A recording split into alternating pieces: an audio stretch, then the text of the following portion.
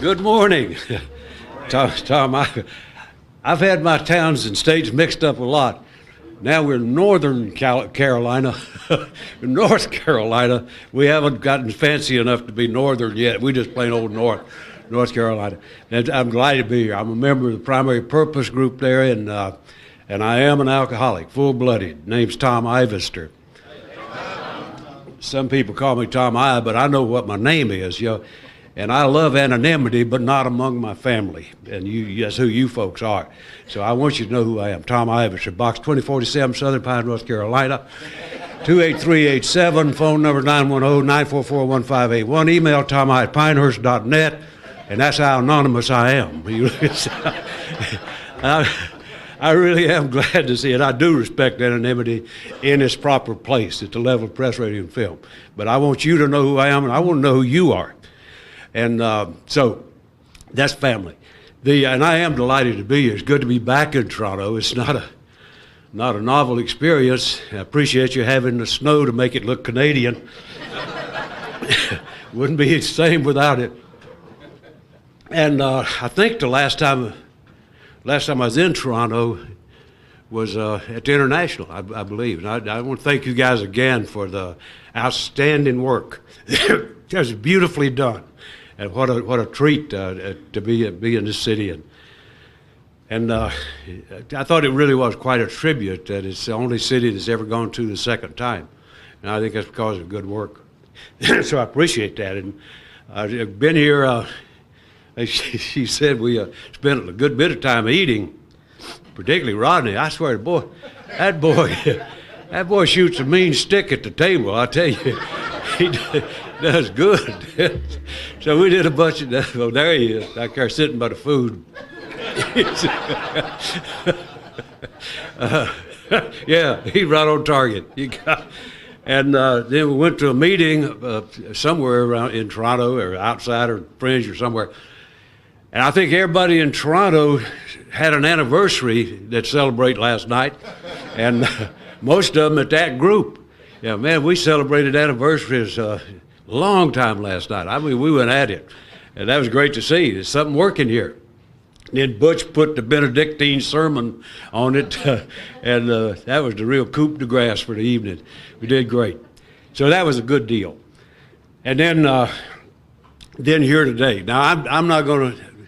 Well, I may lace in a little bit of story, but I've got a task. I got a task assigned. What I'm going to be dealing with this morning is that there is a solution, which is chapter 2 in our book, and but I'm not going to read the book to you. I want to just sort of visit that whole notion that there really is a solution. And I'm not sure what else I got to do today, but I'm going to do my story tonight, and that'll be just a down and dirty, how to throw up in one easy lesson. And otherwise today we just want to just have an enjoyable trip with it, but at the same time take a look at that there is a solution. Norma did a great job. That was a very, very thoughtful, well-delivered story. I was extremely useful, very, very, very useful, and I appreciate that. Oh, God, there's a cup. I thought I was going to have to drink out of the pitcher. I kept eyeing that thing. I said, I don't know if I can do that with a lot of class, drinking out. I don't have a cold. I've got bronchitis, and every once in a while I get into some goofy coughing, so I'm sorry about that if you can just blip that out or something. So what I want to do is there's a solution. Now, I know that there's a solution. My sobriety date is February 2nd of 57, and if I make it till the 2nd of next month, that'll be 52 years, a lot longer than I ever intended to be here. Thank you. Never had that in mind. Somebody told me I might make it 50 years, scared me to death. I thought, my God, what if it works? And lo and behold, it has. So I know there's a solution.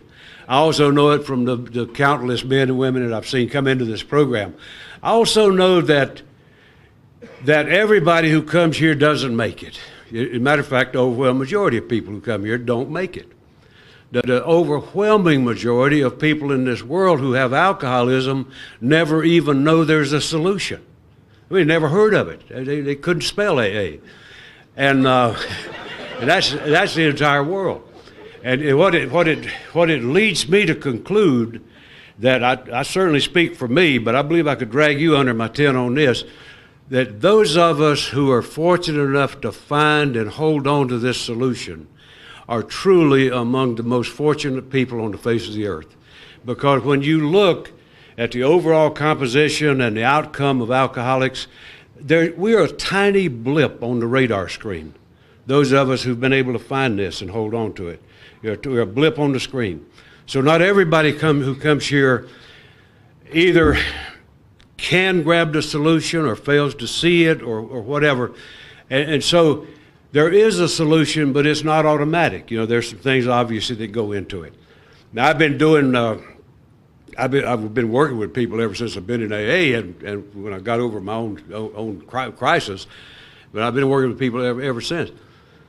And I've worked with people every way known to man, from Marine Corps, specializing in trips to the woodshed and all that kind of junk, and it taking people through the steps. I've done that Marine Corps style. Drive them in. You're going to do a step a week and bring proof every week that you've done it. I mean, close order drill type stuff. Done that. And I started doing a few years ago, and I'm not a magic bullet guy, but I started doing something a few years ago of taking people through the book in groups. Frankly, I'm a pretty busy guy, and I just don't have the time to do one-on-one. If I did, it'd really bog down. So I started doing groups. And then after having done groups, if I had the luxury of time and could do it one-on-one, I wouldn't go back to it. Because what the group does is magnifies the power. And the experience that's common to the group, it adds to the power of the thing, and that sense of identification, which is so critical to recovery, happens. So I know there are lots of things that work well. The first one of those I ever did was a few years back, and first one I ever did, I didn't have a clue what I was doing. I never had even really seen one done like I was going to do it, but had a bunch of people. I didn't know who they were going to be. I just told guys I sponsored we were going to do it, and so all of them jumped in. I said, bring anybody else you want to. Now, when you open door policy, you got to fasten your seatbelt because that can get interesting. And so here they came. Looked like loading Noah's Ark. We had one of everything you could think of. And there was one woman came in who, I just flat didn't like her. I did not like her. She didn't like me either. We had great consensus about that. And when she came in, today she's one of my dear friends. But back then she was a stone proud atheist and an Ivy League school graduate and a brilliant woman, absolutely brilliant woman. And I always thought that her purpose at AA was to argue with me. It seemed like that's what she came for. And so I'd put up with that stuff, and she came in the door, I said, oh my God, I'm going to have a year in the debating society with this thing. And it's funny how people, I don't mean to imply anything in this, but you watch where people sit, and it tells you something about them. And so when she came in, she just almost like radar, she went over and sat down between two other aggravated cases. And I said, well, this is going to be interesting. To myself, so we went on with it. And first two steps, when we got up through the second step, pretty peaceful. A mild little clamor, but pretty peaceful. This was not a discussion meeting. This was a leader-led big book workshop. It wasn't a let's talk session. It was a let's get through here and do the action step session.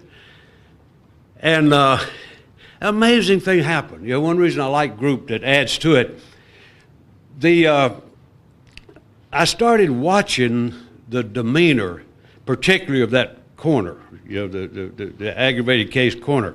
I was watching that, and it's a funny thing how they started to affect each other, and they just started to come down.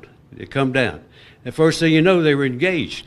So we got to the third step prayer, and I'm well known as a lover of spontaneity. which requires great planning. If it's going to work, you know.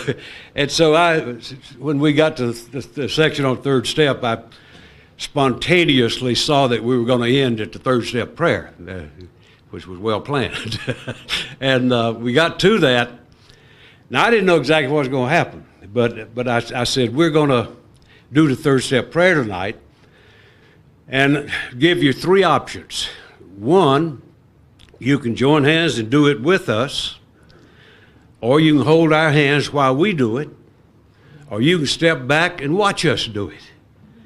And afterward, she told me, I won't tell you what she said, because I just don't do that at a podium, but she said, well, after all the descriptive terms she said, when I said that, she said, "You rotten SOB." And then she's had a dilemma. I didn't. She had a dilemma. Either fight or flight. She had to either get in or get out. And I didn't know what she'd do. None of my business. She stepped in. And it wasn't a burning bush thing, but she was never the same. She was never the same. She got tuned in to what we were doing. If I had to be gone, I avoided it at all costs. If I had to be gone, she was my replacement, leading the group. Man, nobody needed to tell me that this thing worked. So there is a solution. There really is. Now, I saw it in full color there for doggone sure. So I think there are a lot of things that work well. I want to mention a few things, though, and get you to think with me about this, because I don't know about you, but I'm not just some dazzle-eyed optimist. I'm a realist. And the fact is that we have an awful lot of failure of people getting hold of this solution coming to AA. And I'm not willing to just demonize the person who comes in the door and leaves. I'm not willing to do that. And just say, well, they weren't ready or they didn't want it or whatever. I'm not willing to do that. I want to look at my responsibility.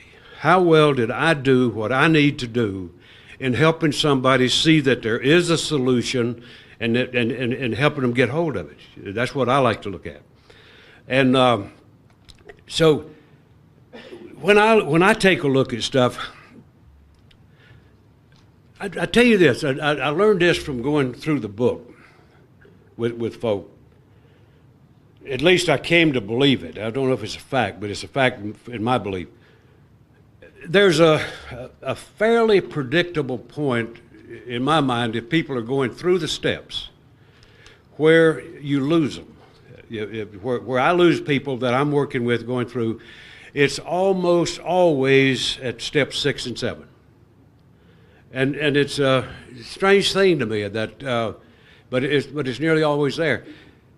And when you think about it, it starts to be logical if you look at it in a sequence.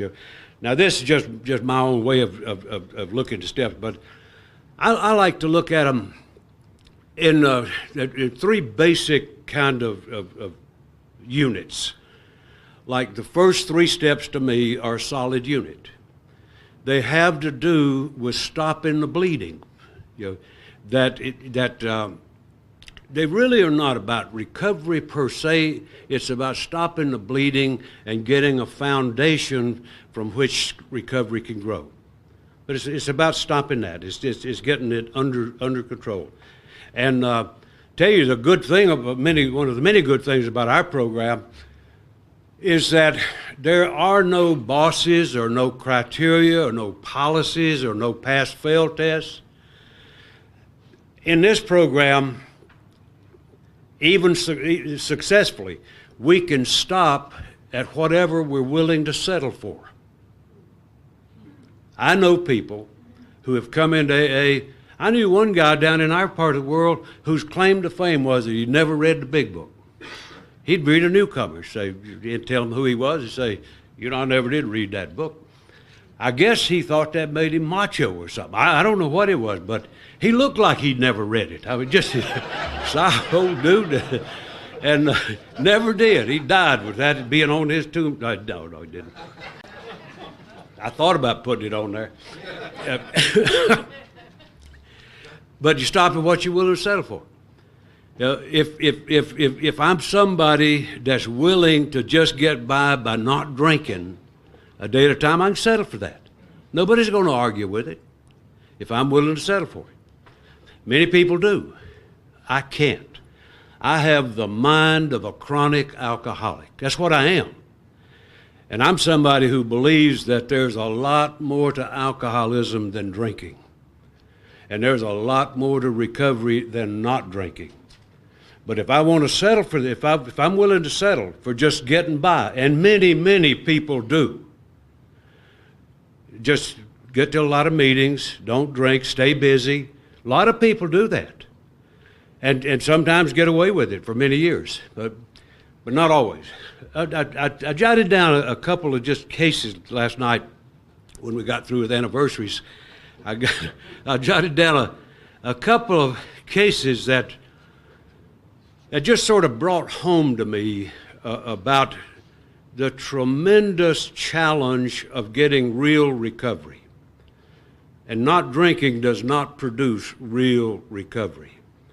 Not drinking did not make things better for me, it made things worse for me. Because all of those feelings that we call defects of character that drove my canoe in such a funny direction were still there. They didn't go anywhere, and not drinking doesn't cure that. In fact, I think it aggravates it or something. But anyway, it doesn't do it. And so, but for a lot of people, that's where they stop. They never get any further. I'll tell you about these cases a little bit. Well, they're my friends, but still cases in the sense we're talking about right now. There was a guy came into our group. And I'm a guy that watches the door. I'm looking for fresh meat, and so if he comes in there, if I don't meet him, you can bet that sucker hid, because I'm gonna get him if he's gettable. One night there's a guy came in and she said I only got till noon, so it'll take me all day if I get telling too many stories. But this guy came in one night, nice looking fella. I'd seen him before, and he was always a kind of a scurrilous guy. He was always going around and making sure nobody got him in a corner. And so he came in, and then I saw him start to leave. Well, I went after him, and he saw me coming. And he took off out the door. Now, this looked like Keystone Cops. I'm chasing this fool around the church where we met, and he's dodging in the bushes and all that stuff. And I knew better. But anyway, I never caught the guy. He was quick on his feet. He got away. But that's why I like to welcome newcomers. He was wrestled to the ground. And by the way, that fellow solved his own problem about 3 months later, shot himself. So that's the baggage, that is not light baggage that we carry when we get here. And I was watching the door one night, the guy came in. I knew him. You know how you know people superficially, just sort of howdy, and you say hello, and you see him around meetings, stuff like that. I knew this guy, and I knew he wasn't Bill Wilson, but he was sober. He'd been sober for a good number of years. But he's kind of a miserable guy. You know what I mean? There's some people you just get around, they're miserable. And you don't want to get a big coffee, you want to get a little one and leave quick, because you get about all you can stand with that. And so he was like that, and this guy came in 16 years sober. And I kind of spotted him when he came in. That term, dead man walking, that's who he was. It wasn't bouncing around or doing anything. He just dragging in that door. Caught my attention. So I went over. You got to be, I'm kind of a blunder type of fellow. I just crash on, but still, you got to be sort of mindful about what kind of moves you make on somebody. And so I didn't push him around. I just sort of went over, visited with him a minute, welcomed him. A funny thing about people, when you go at them, they'll either run or get attached, one or the other. Well, he started following me around. He was just like a puppy. Everywhere I go, get a coffee, he'd get a coffee. I'd go sit down, he'd come sit beside me. Didn't say anything, but he'd just sit, as best he could do. And I could handle that. And worked with him a little bit, got him talking, found out there's always the rest of the story, eh? There's always the rest of the story. This guy had been in AA 16 years. To my knowledge, and to his admission, he had never done anything other than not drink and go to meetings. That's all. Never made amends one to anybody. And in the course of things, as people will, he started to open up a bit. Told me about a son that had committed suicide.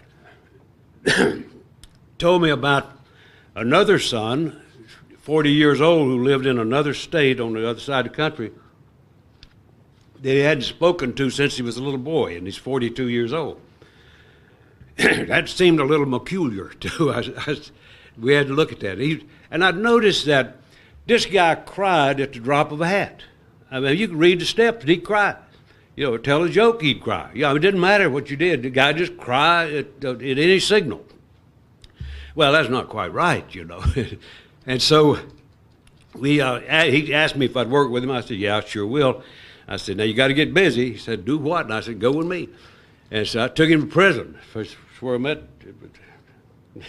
That's where I met Butch. But we were visiting together. Now I wasn't trying to get him out. I'd have left him in there. But that's where we met. I took him to prison, and he loved it. And so, as happens, he started to open up a little bit. And he told me about that. He told me about that son. And asked me if I'd help him with it. I said, yep, I will. Let me give it a little bit of thought. And I gave it probably 30 minutes thought, something like that. And told him, I said, I'm going to give you one thing that I want you to do exactly like I tell you. This guy's pretty well healed. He's got deep pockets. So I wasn't giving him a mission impossible. I said, I want you to buy a ticket to that town where your son is. Go there and get a ticket coming back the next day. Go there and back. Don't meet with the family. Don't cook a moose or anything out there. Just no family reunion. You're a man on a mission. You go there, you meet with that fella for 2 hours, get back on that plane, come home. Well, my God, you'd have thought I was telling him to get under the guillotine. I mean, he just kept squirming, and finally got him on the plane. Got out there to that state, called me back and said, he won't see me. Well, I knew him well enough not to buy that. I said, how do you know he won't? He said, well, I just know that. And he said, I'm going to have to come back to North Carolina. I said, no, don't come back to North Carolina. You come back somewhere, but don't let it be North Carolina. You better go somewhere else. Don't come here. And he said, well, what am I going to do? I said, you pick up the phone, call that boy, tell him you want 2 hours, and he'll be there. Well, sure enough, he did. There is a solution, and that's part of it. And so he mission accomplished. And the next July, that family came, grandchildren never seen. And they came in the July. They came in for a vacation there, spent a week with them. And it's amazing what happens, Joe, when you get past that sort of hurdle. Of course, he typically overdid it, having a bunch of money. Some girl promised to go to college somewhere. He bought her a new car, just on the thought she might go to college. I said, good God. Well, anyway. But, that guy, he's just one of those that he would have either come in here or he would have done like his earlier son done. The guy could not have lived like he was going. But he was one who comes to mind when I think about the solution. He was wading around in it every day, but he never caught hold of it. He never got anything going in terms of the actions. And so he's there. He just finished a term as GSR of my group. And he's doing okay. He's still a little brittle, but he's doing all right. Yeah. So sometimes folks come back. Often they do. There's got a guy. Funny about what causes people to not grow. It's a lot of things. Sometimes more than just the depth of the illness or the resistance, that kind of thing. I had a guy. I think I told Butch about it, but I had a guy ask me about sponsorship, and I knew him. And normally I take sponsorship pretty seriously. That requires at least a 2-hour meeting where we really define an intimate personal relationship. You'd never hear me say, we'll try it out. No, sir. No, it is not a dance. This is for real. And so we meet and establish the ground rules about how we'll do and how we'll operate, what we'll do, what the limits are, what's the access, and all that kind of thing. I met with this guy, and he was 13 years in the program. And I knew him about like the other fellow I was talking about. He just sort of see him around town. And I knew he was not on the starting team either. But so we met, and he told me what he's interested in. And I said, well, you know, that's a reasonable thing. He said, do you want to know who my current sponsor is? I said, well, not really. I don't care. Doesn't make a lot of difference. I said, if you want to tell me, you can. So he told me who his current sponsor was. It was a counselor, a non-alcoholic counselor at a treatment center. And I was quiet. You know, when I don't trust myself, I don't say anything because I will invariably screw something up if I do. But as I just sat there with smoke coming out of my ears, and finally, when that's cool, I said, can I suggest something to you? He said, yeah, what? I said, let me suggest that you've never had a sponsor. What you had was the world's longest aftercare program. And that's what he went through treatment. You listen to what that's saying. This guy the umbilical is still attached to the treatment center. He's never even become a part of Alcoholics Anonymous. He's just on leave of absence from the treatment center. And probably wouldn't shock you to know that he's never had a home group, had never done one single thing that could be even generously described as service, never sponsored anybody, never held a position of any kind. Well, I told him, I need to give you not information, but a warning that those days are over if you and I hitch horses here. And you're going to have a home group. You're going to have to be busy. You're going to have service positions. You're going to have to work with people. And there was a pregnant pause in that boy's conversation as he was thinking all that over. And he said, well, I'll do it. All right, Tiger, we'll go. And he did. Yeah. Now, he has become a really solid member, one of the strongest people in our group. He was the GSR. Well, anyway, that story could go on forever, yeah, but he got pushed into service, grudgingly accepted the positions he had to have. And so, you know, sometimes there's a comeback involved in it. Some stories don't always have that kind of ending. And you see it other ways that I was down in the Virgin Islands a while back, and at what was it, St. Thomas, and there was a group wanted to go out to a place on Sunday morning as we were breaking up called Megan's Bay. Now, I'd never heard of it, but I learned and then saw for myself why it was identified as one of the 10 most beautiful places on earth. And it really is a magnificent bay that comes in, and big high, they call them mountains, but they're just hills. But they're big old hills there. And so we go in, we're going to have a meeting out on the beach, sitting in the sand, early Sunday morning. And surprisingly, it was on gratitude.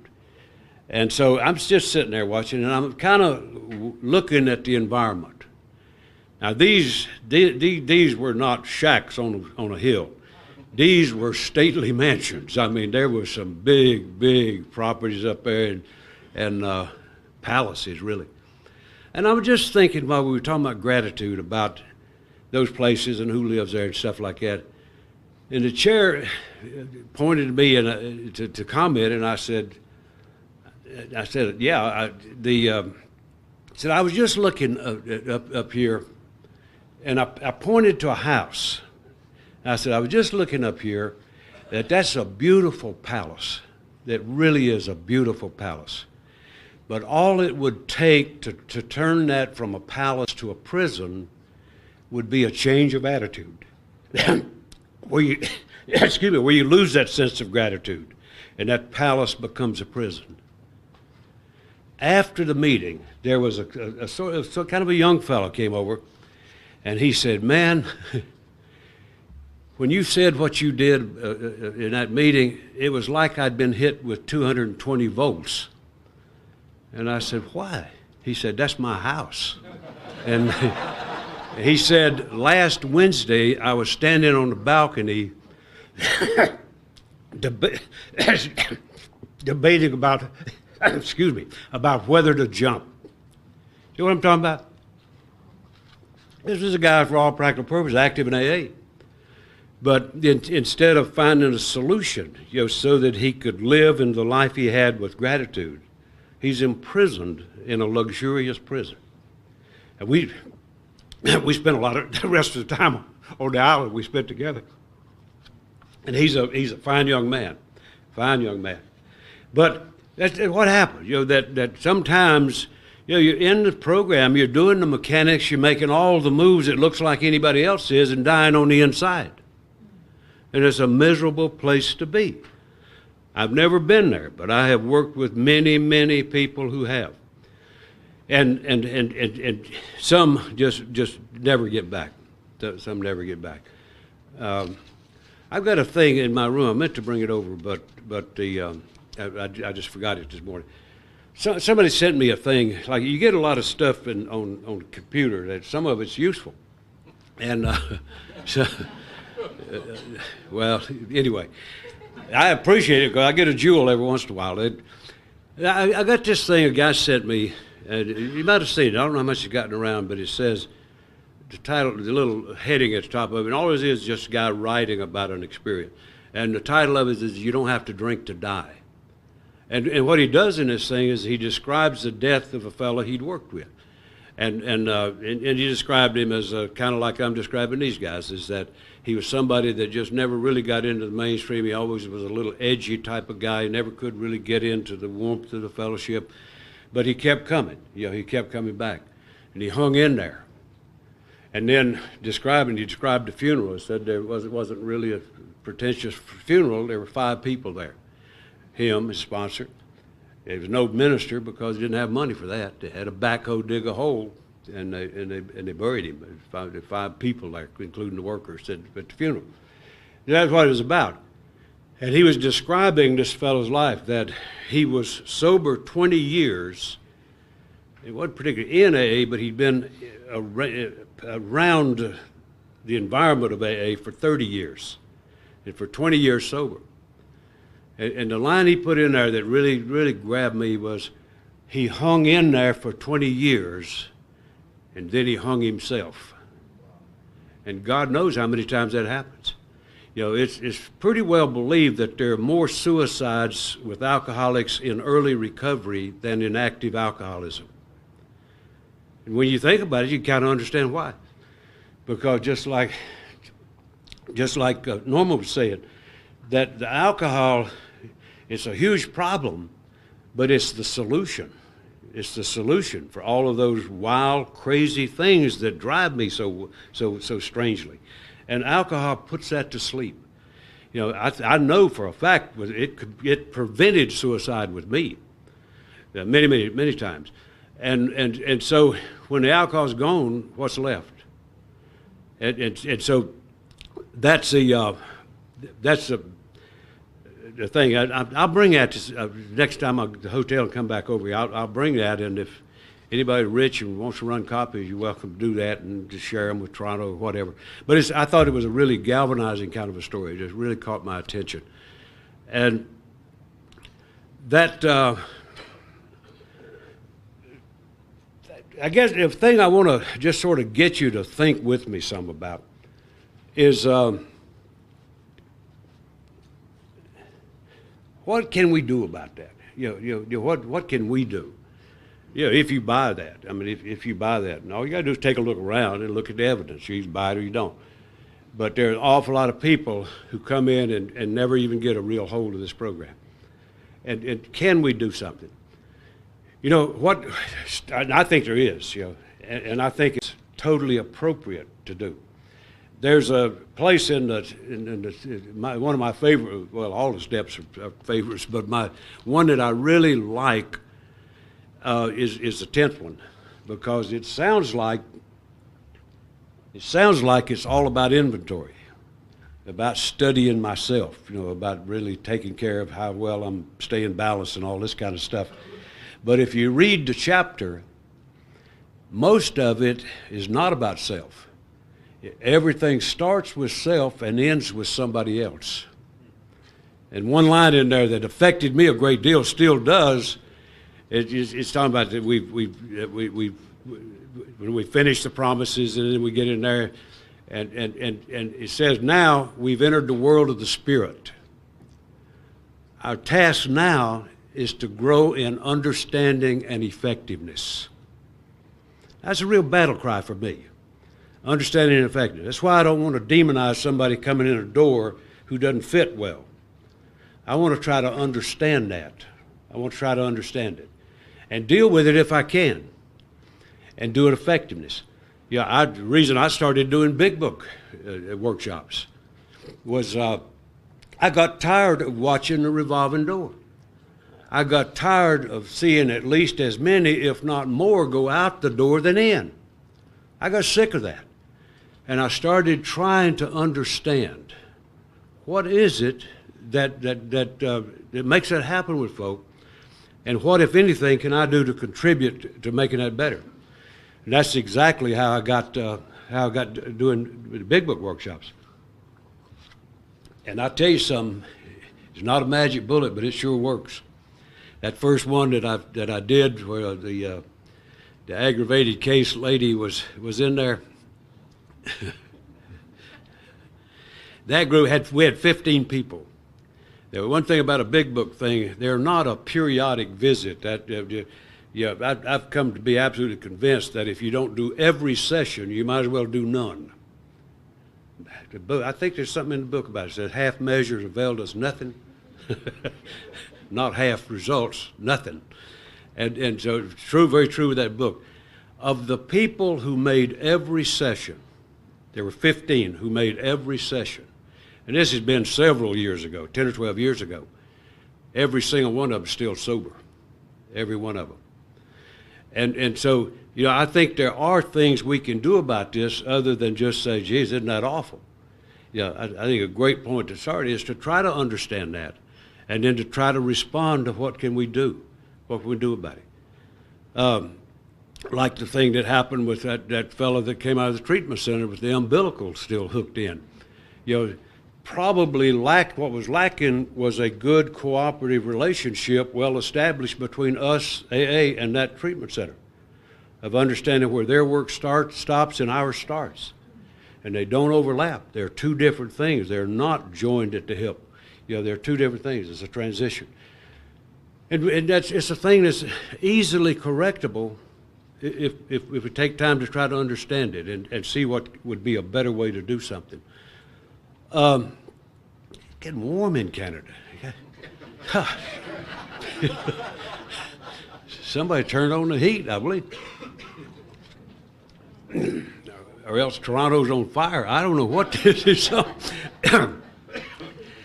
I tell you just a couple of things I'd just like to get you to think with me about a little bit. You don't have to agree with me, but just think with me a little bit. Treatment I'm a good friend of treatment, but I'm an honest friend with treatment. And I'm somebody who is deeply, deeply grateful for the fact that there is treatment available for alcoholism now. There's some notion that it may be in jeopardy and on decline. Well, it's more than rumor. It's a fact. It is in decline. But I'm one who truly, truly appreciates it. I never went. When you're 52 years, you predate a lot of stuff. One of them is treatment and rehabs and detoxes and stuff. They didn't have that when I was coming along, unless you call jail a detox. It really is an effective detox. It's very effective.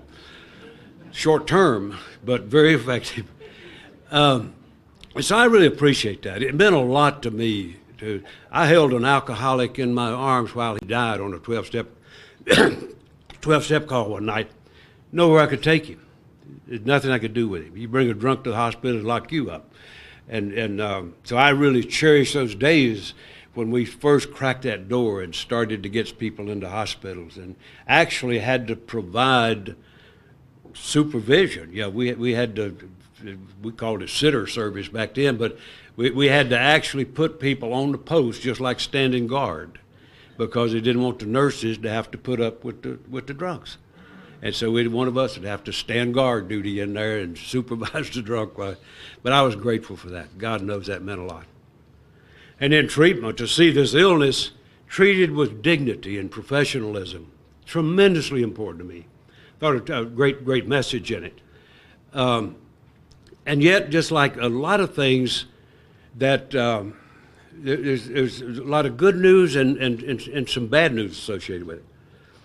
And I think one of the things that I try very regularly to create interest in this area of paying attention is what looks to me like the waning of strong, well-ordered groups, that are purposeful, that are not just a get together and coffee clatch, but groups that really have a purpose, like the one we were at last night. That was a group that had a real legacy of service there, the strong legacy of service. And you could tell we had people standing in the parking lot. We really did celebrate all of Toronto, I believe. But finding those kind of groups is a challenge. It is truly a challenge. The odds are that you will have more futility than success in it. What does that matter? Let me give you another example of a thing that I was in a meeting in a town when I was still working. I'm unemployed now, but when I was still working for a living, I was in a town, and it was a professional meeting with the citizens of a community, and they were talking about matters of concern in the community. One of them was mental health, one of them was alcoholism, and so they were going over that. Now, I knew a lot of people. I know A's all over my state, and so they were going over stuff pretty good. And as the last speaker, I had next to the last panel, and then I stayed for the next one. It was on mental health, and I figured they were going to be talking about some of our concerns. So I stayed for that panel. And this fellow got up, this psychiatrist excuse me, I didn't mean to bring up, it didn't have anything to do with the profession. This was just one guy. But he was a conscientious, sensitive, caring guy. And when he got up, he was the last speaker. I swear to God, he was the tiredest looking, most defeated man I think I'd ever seen. And he just kind of went to the microphone like, oh God, here we are. And he started talking a little bit, and he said, my biggest challenge is dealing with alcoholics, particularly those who have a secondary diagnosis. And he says, I know, logically, I know, and professionally I know, that AA is the place for these folk to go. He said, but it seems to me that when I send them to AA, they come back worse. And I'm sitting there, and he said, I need help. Please tell me what I can do about this. Well, now that's a great question from a concerned professional. Now, I'm the visitor in town. I just sat down right behind this guy. I don't want to get up again. But I want that fellow to have an answer to his question because he's genuinely trying to help. Answering that question is what we call cooperation with the professional community. He wants somebody to tell him how to do this thing. Well, I'm sitting there waiting, and nobody made a move. Somebody needed to do something, but somebody was missing. And so finally, they won, and I stood up, and I said, I hate to come back at you again, but I know that you genuinely are concerned about that, and you want some help with it. And so I'll offer what I can. I said, I don't live in this community, but I do know people. And what I said to him, I'm usually my smartest when I do the least thinking. the more thinking I do, the goofier it gets. You know, it's I said, one thing that you have to realize is that everything that flies the flag is not the same thing. I mean, there are meetings that I go to and I come out worse. I mean, my God, man, I'd have donated $10 if I hadn't gone in. I mean, it just absolutely can ruin the very best day just by, well, I said, so everything that flies the flag is not the same thing. And I told him just that. There's meetings that I won't go to because they make me worse. And I said, what I would recommend is that you get to know a couple of members that you trust. And when you've got one, and if you've got somebody who's paranoid, you're not going to send him to some rock'em sock'em confronting group. You're going to gauge it about that, and you call somebody, tell them what you're dealing with. And this fellow doesn't need a lot of confrontational kind of junk. He needs sensible discussion. And then you call them and let them tell you what to do. You don't need to try to figure it out. It's not your job. It's ours to help you find the right place. Well, that's a simple thing, isn't it? Yeah. But you see the quandary. That here's a fellow that had just worn himself out trying to do something, and what he found was us. And I mean, I wish it weren't true, but we got meetings that I swear to God look like the Jerry Springer show. Yeah, they really do. You imagine putting some paranoid guy scared to death of his own shadow, stick him in the Jerry Springer show? Yeah, right on. Yeah. So, anyway, it's kind of the sort of thing we're up against. A couple of things that have happened with that, in association with that, is, well, I do want to talk about this, otherwise I wouldn't be doing it. But you talk about a solution. It's one thing to have an idea, but you got to put wheels on that sucker. And just having a better idea, ideas are a dime a dozen. They mean nothing unless somebody takes the action to make it happen. And that's why I bring it up. Just having some good thoughts about it will produce zero. But getting focused on something to do, and that's what I've done. But what happened, I just want to mention two or three things that are corollary to that. What happened when, and I was there to observe it. In fact, I always like to put it, I was on duty. Every time anything went south in AA, I was on duty. That's the trouble with being an old-timer. You can't hide. I was here. It happened on my watch. And now certainly I'm one guy, but I'm darn sure one guy. And there's something, I probably could have done more than I did. But anyway, we just have to face the fact. And what happened, it was all well-intended, and we greeted it with real openness. But when treatment started to emerge, they have beliefs like having people encourage people to go to 90 meetings in 90 days. Well, back in the days when treatment first started out, if you were not in Toronto, you'd have a hard time going to 90 meetings in 90 days. You better have a good car because you're going to do some driving. So it's a real challenge. And even in cities sometimes it's a pretty big challenge. And so what happened was that just out of the energy that came out of the treatment product, people started putting together little groups. And they were not, groups of broad definition. The definition of group in Alcoholics Anonymous is about as loose and generous as could possibly be. You couldn't make it any more generous, I don't think. 2 or more alcoholics gathered for the purpose of recovery, 2 or more. We'd go out there and sit in a snowbank, me and you, start a group, and I'm not going, but you and him could. You could, you go start a group right out there about why you ought not do roundups, and just make that your whole theme. Nobody could turn you down on it. Except Rodney, he'd take umbrage. But anyway, it's just a generous thing. And so people started putting together little gatherings. They weren't really groups per se, but they were gatherings. They're places where alcoholics would come together and they'd meet. And a lot of them are they're designed around comfort and convenience. You got a lot of brown bag meetings that I worked in the Capitol for a long time, and you could see all the A's. They'd come together, grab his bag, and then run into a conference room somewhere and have a quick meeting and disappear.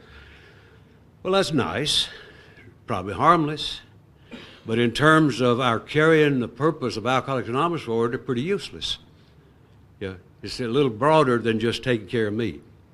If that's as far as I ever get, that's how I wind up being a basket case. Yeah, and so, but that started to happen, and we just had you could pretty safely predict if a treatment facility went into a town, the number of AA groups or meetings, whatever, would almost double overnight. And so you had this huge explosion of growth. And most of them were just these kind of lightweight things. And they were pretty much one-dimensional, recovery only. We have 3 legacies, but not in that type of a meeting. You got one legacy. That's recovery. You got one theme. That's me. That's going there, get what I need, and then going about my business. Simple, real easy. Yeah. It has a couple of little byproducts that are to me, pretty dangerous. One, it is a one legacy thing. Most of these places would not be connected even to the fellowship. In fact, I think probably the majority don't even have GSRs, which links it to the fellowship. And without that, it's just a free-floating group of drunks that are meeting just to talk because they're drunks. And so the other thing that happens is that these will tend to be sort of semi-closed meetings. They'll be geared to such a way that, for all practical purposes, it shuts the family out. It shuts the family out. Now, you think about a meeting like that, how does the family even get in? How does the family even learn what you're doing? How could you invite your partner to a meeting? See what I mean? And so these things become wildly popular. I mean wildly popular, because they're no-brainers. All you do is go in, eat your hamburger, and leave. All of the story. That's all there is to it. And then what happens is a lot of vital things are shut out, like any notion of connection to the larger fellowship. I was telling some of those stories that go far beyond just my home group and what I do. That I'm part of a worldwide fellowship. It shuts out that dimension. A service thing, so that we're part of a movement and not just a little huddle of drunks stuck off in a corner somewhere. That we're part of something bigger than that. Shuts that out. Family, I think, is a critical loss. I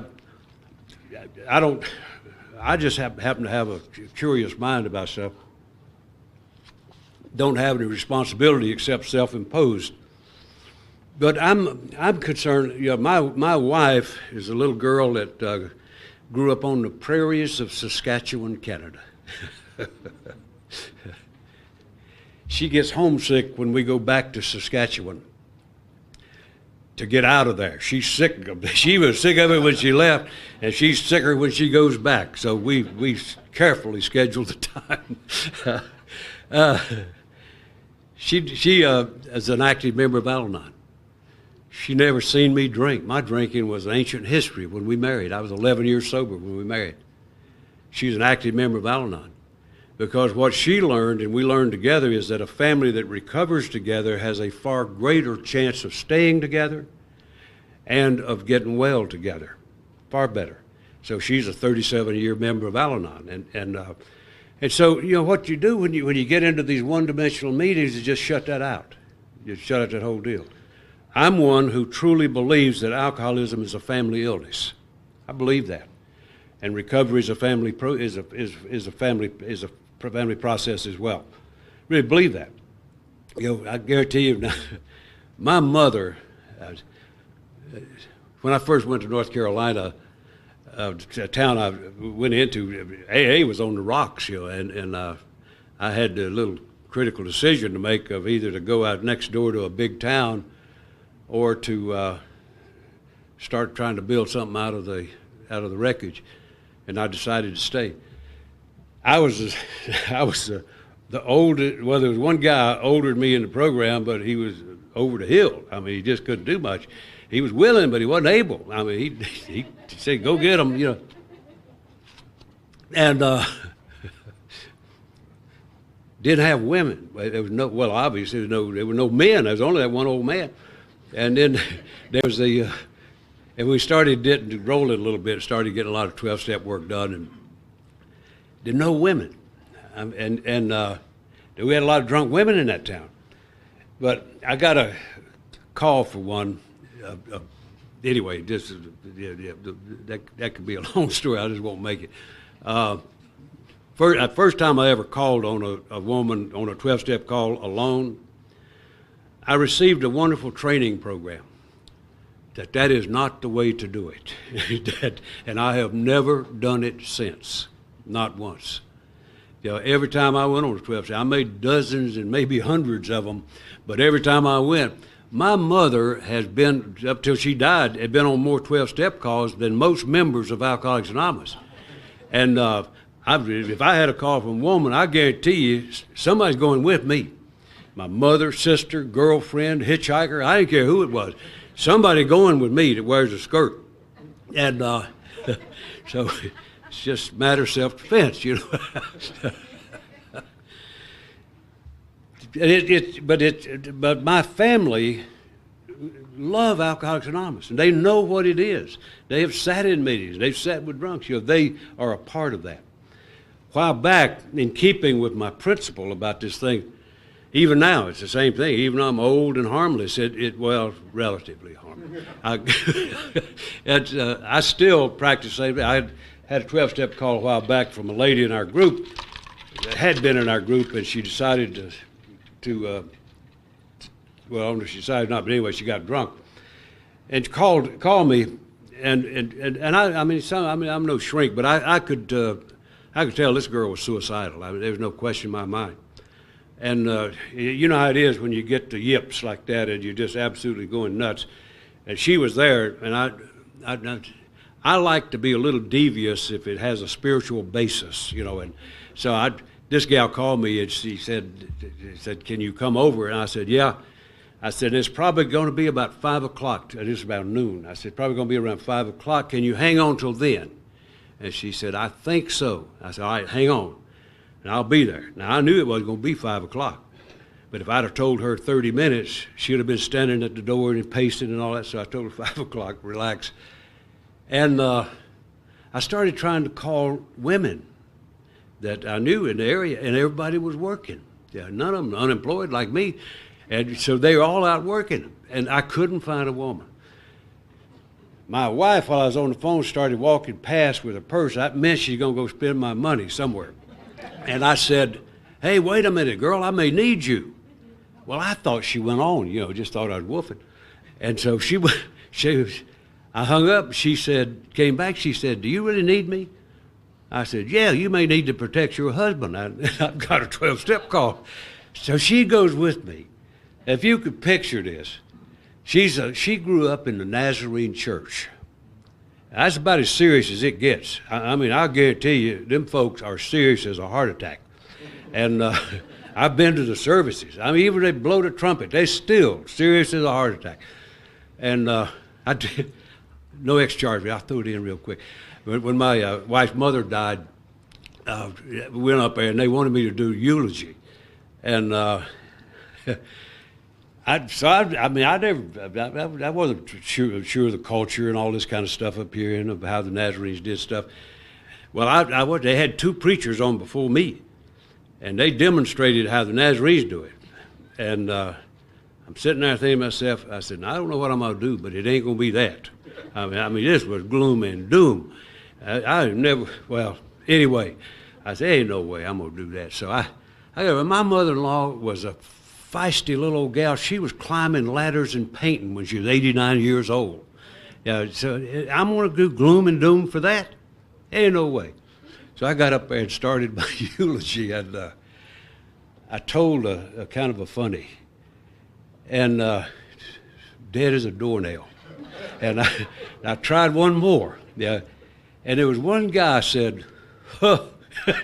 That was it. And, well, that was enough. That put me on a roll, you know. So I told her, before long, we're having a celebration of this gal's life. We weren't moaning and groaning and looking for black cars. We're celebrating a life, you know. But anyway, I mean, Nazarenes are serious people. If there's some here, I do great respect, but I'm just not tough enough. I'm just not tough enough. And but that was her culture. That was her background. And so she goes in. She didn't even know Alcoholics Anonymous was about drinking. When I told her I was in it, she didn't know what it was about. She offered me a drink. And she learned. And so I didn't have any clue, because I don't know to say if to this crowd, you know what a drunken room looks like, you know, where somebody has just absolutely crashed and burned. It ain't pretty. So I took my wife, and I didn't know if she was going to be scared, repulsed, or what. And I'm telling you, it just shows you what participation in the program in Al-Anon will do. And nobody trained her what to do. She just instinctually reached out. When we walked in, she went right over. She walked past me. I'm the Savior. And she walks right past me. And she goes over there and starts working with this gal. And she handled that thing like a tiger. And I'm telling you, I could not believe it. Right now, that gal calls my wife every 2 weeks. They go to lunch. She's never taken me to lunch. I'm the one saved her life. And here come my... but you see what that does to a family, eh? That's what I'm talking about. Yeah, and when you shut the family out, I think you shut out an important dimension. And it'll tend to happen in where you just got little meetings where it's just conversation, drunks talk to drunks, and boogie.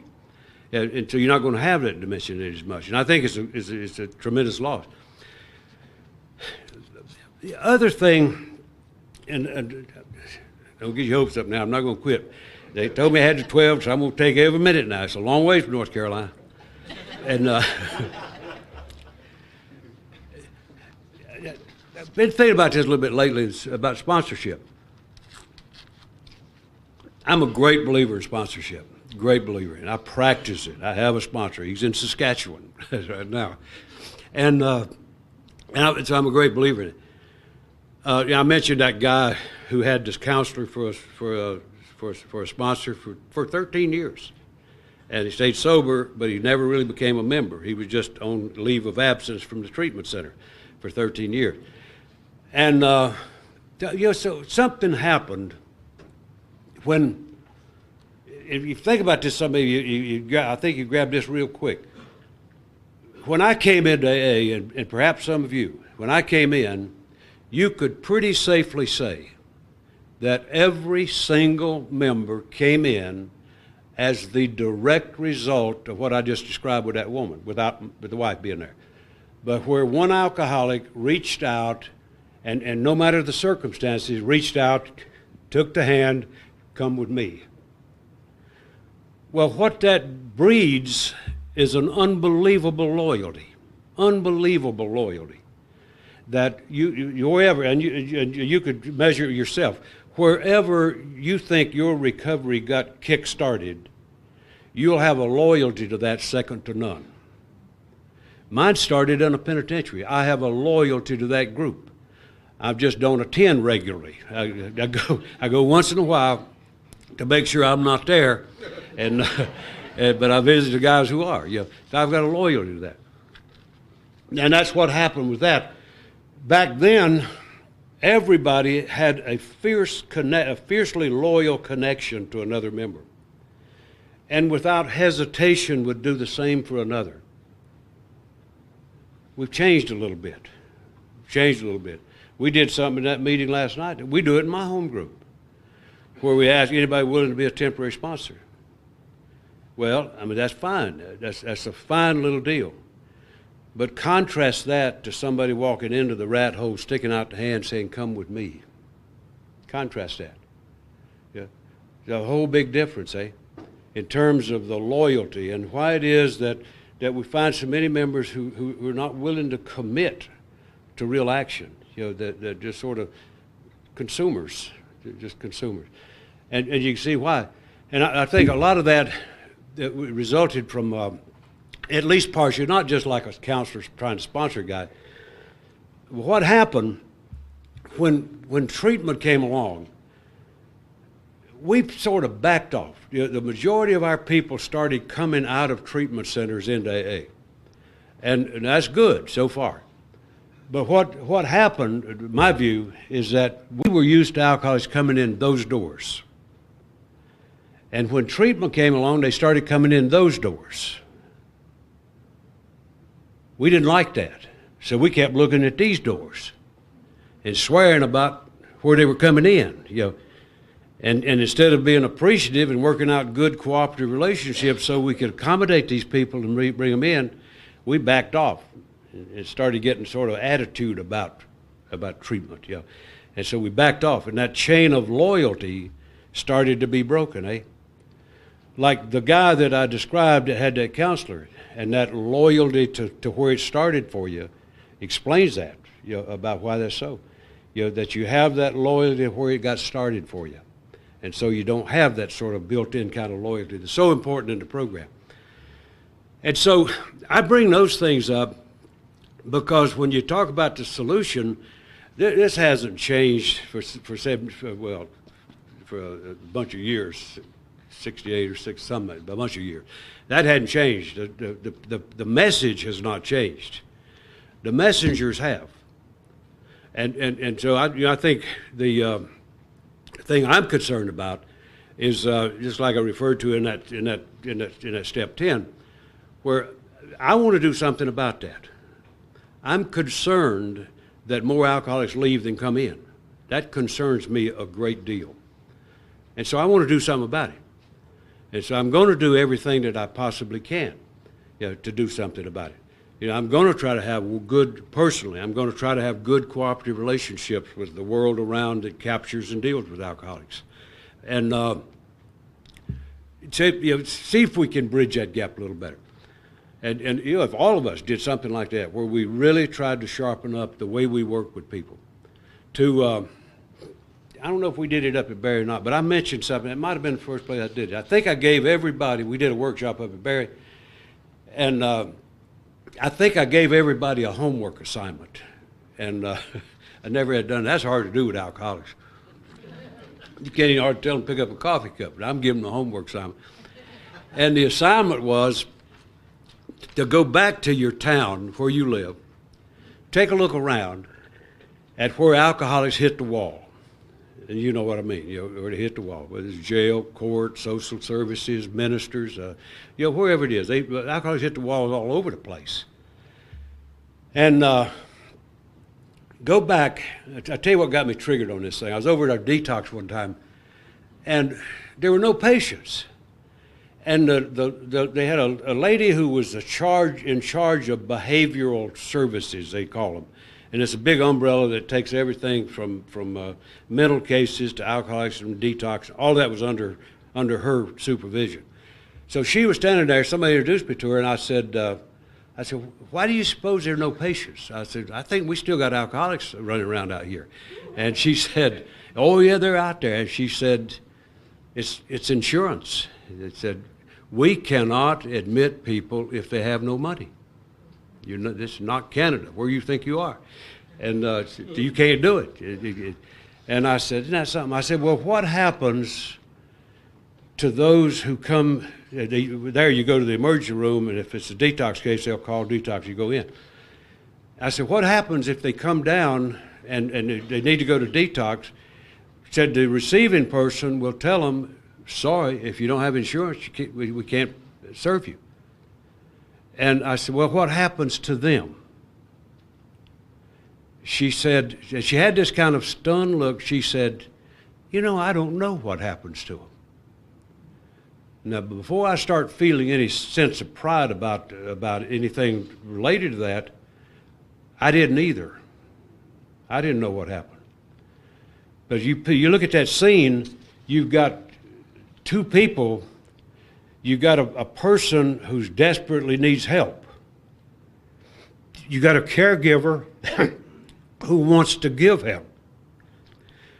And they have to say no, and then they stand there looking at each other mystified about what do you do. And I didn't know that till she told me. I didn't know that. I didn't know we had patients that were being just turned away. What a wonderful place, eh? for if we want to actively carry a message, what a wonderful place. And that's what the homework assignment, if we did it, whether we did it or not, it's the homework assignment that to go back and take a look at your neighborhood, your whatever swath of the country that you live in, take a look at where alcoholics hit the wall.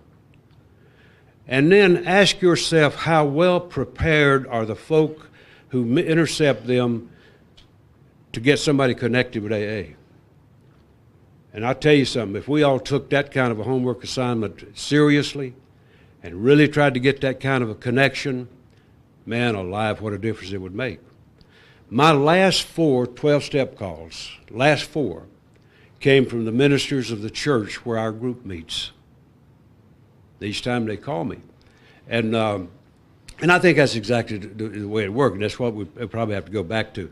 So when we talk about a solution, I mean, I didn't just want to give it, we'll talk about my own solution tonight, but what I want to do is just kind of take a look at that in broader is of how effectively you work the steps, but how well do we put this program of action together so that we do carry an effective message to the alcoholic who's still out there or who comes here. And so I'd just like to enlist you into concern about that, because I really think it's worthy of concern. It's nothing in the world but just service by whatever thing. I'll tell you this, one thing we do in our group that I'm very, very, very grateful for is we look like a service area. Every single service that's provided in Alcoholics Anonymous is organized, delivered in our group. Every activity that an area has or a district has, we have in our group. Because our program doesn't design this just for some specialty crowd. Our service things are where the rubber meets the road. And so everything we have an active treatment facilities committee that works regularly with folk at Detox. We have a correctional committee. I'm chairman of that. Have public information and CPC and all of the stuff that goes.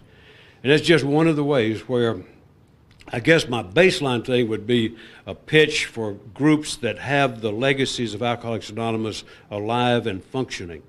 That's my basic pitch. And result of that, I think, is the of more effectively reaching out to folk. In the Ask It basket this afternoon, I think I'm doing that. By all means, ask questions. Now, she said I would answer them. I will. Now, the answer may not have much to do with the question, but I'll answer them. I'll try to make it as direct as I can. Please feel free to follow up on any of this stuff. I don't care what you ask about. If it's about Alcoholics Anonymous, it'll be something I'm concerned about. And so I don't really care, but by all means, put me to work on that thing, and let me at least struggle with it, and we may learn something together. Yeah. Y'all a pretty good bunch. You're a pretty good bunch. It's good to see you, and I look forward to the rest of the day. Thanks. Yeah.